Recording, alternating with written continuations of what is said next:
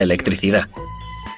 El siguiente golpe de suerte fue un aviso de crisis proveniente de Norteamérica. Nintendo había establecido un pequeño cuartel general en Seattle. La época de los salones recreativos estaba en su punto álgido, con Atari a la cabeza, y Nintendo quería un trozo del pastel. La rama norteamericana de Nintendo había encargado 2000 unidades de un juego muy exitoso en Japón llamado Raiders Cop, pero en Norteamérica fue un desastre. Le solicitaron a la oficina principal en Kioto que creara algo que lo reemplazara. Como no disponían de un diseñador, tomaron la decisión de dar al empleado más novato su gran oportunidad.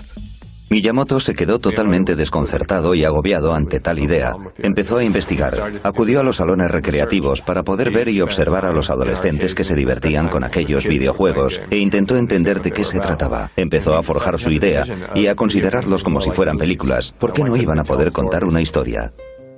Miyamoto creó una historia sencilla y unos personajes llenos de color en el juego que acababa de inventar. Permítame que le muestre el primer boceto que preparé para Donkey Kong. El gorila se escapa de la jaula, atrapa a la chica y se fuga con ella. Un hombre con un martillo en la mano le persigue esquivando todos esos barriles. Al final aparece un agujero en el suelo. El gorila cae dentro de él y se mata. Con el fin de dar vida a sus personajes, Miyamoto tuvo que trabajar con las limitaciones que le imponía la tecnología de la época. De repente surgió un problema. ¿Qué pelo tenía el personaje? El asunto es que él se estaba cayendo. En un videojuego, el pelo presentaba una dificultad que los diseñadores de la época no podían resolver. Es decir, por la inercia de la caída, el pelo tenía que aparecer con las puntas hacia arriba. Miyamoto resolvió el problema poniéndole una pequeña gorra. Dándole un toque final, Miyamoto compuso la música para el videojuego que fue enviado a Seattle. Quedaba por ver si Donkey Kong iba a tener más éxito que el fracaso que había supuesto Raiders Cop, al que debía sustituir.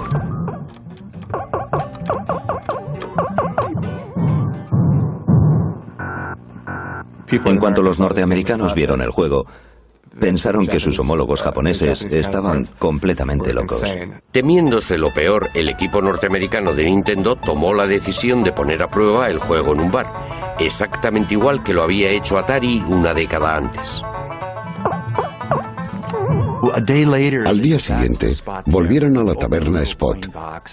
Abrieron la caja del dinero y había 30 euros en monedas de 20 céntimos. Estaba casi a rebosar. Eso quería decir que la máquina había estado funcionando sin parar todo el tiempo que el bar había permanecido abierto, desde la mañana hasta la noche. Comentaron: vaya, qué aberración es esta. Es toda la investigación de mercado que necesitamos. Adelante con ello. Solo en el primer año el juego recaudó 100 millones de euros. Donkey Kong se convirtió en una estrella internacional gracias a una serie de videojuegos de mucho éxito.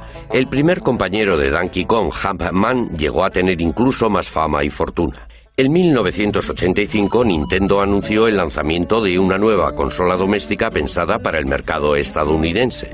El sistema de entretenimiento Nintendo, o NES, sus siglas en inglés. Tras el colapso de la industria norteamericana de los videojuegos, muchos expertos pensaron que se habían vuelto locos, pero Nintendo contaba con un arma secreta. Con su nueva creación, Miyamoto consiguió que los videojuegos adquirieran otro nivel. Jumpman se reencarnó en un fontanero italiano de nombre Mario. Mario se convirtió en una atracción universal. Mario es capaz de hacer unos ejercicios físicos extraordinarios, como dar grandes saltos, pero no es un superhéroe. Se hunde en el agua y se hace daño si cae de las alturas.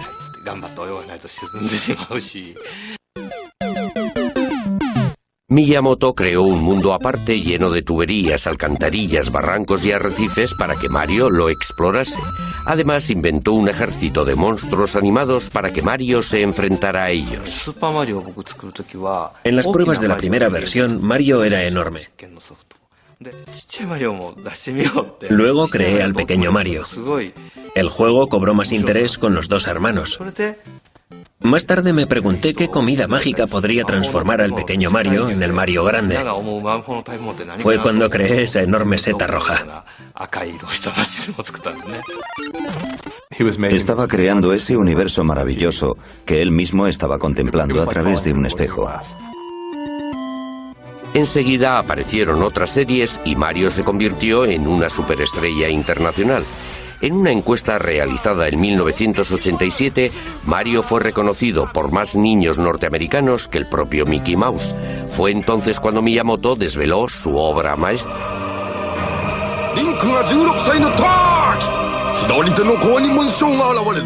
Nintendo sacó el primero de una serie de juegos que han sido reconocidos por todos como los mejores de la historia.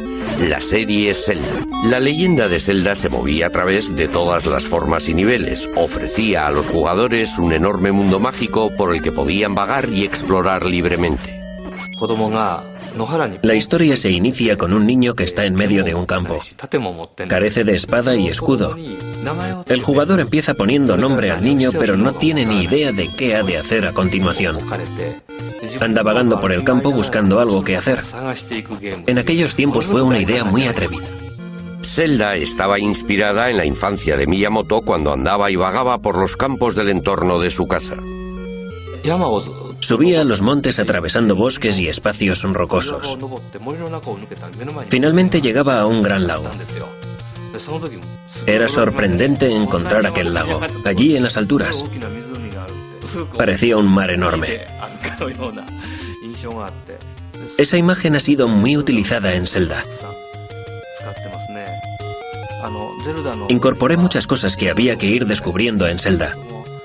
Eran detalles que pretendían ayudar a que el héroe dejara de ser niño y se convirtiera en todo un adulto. Mientras el niño va creciendo, el jugador piensa: yo solía asustarme con esto, pero ahora ya soy fuerte. Ese es el juego que yo estaba empeñado en crear. La leyenda de Zelda duraba más de 100 horas en las que los jugadores de todo el mundo se quedaban perplejos, fascinados. Fue todo un fenómeno que rompió todos los esquemas y estableció las bases de un género que desde entonces ha dominado el diseño de los videojuegos. A finales de los años 80, Nintendo vendió más de 30 millones de consolas NES, cientos de millones de videojuegos que supusieron una cuota del 80% de todo el mercado. Nintendo se convirtió en el amo absoluto de la industria de los videojuegos. Lo iba de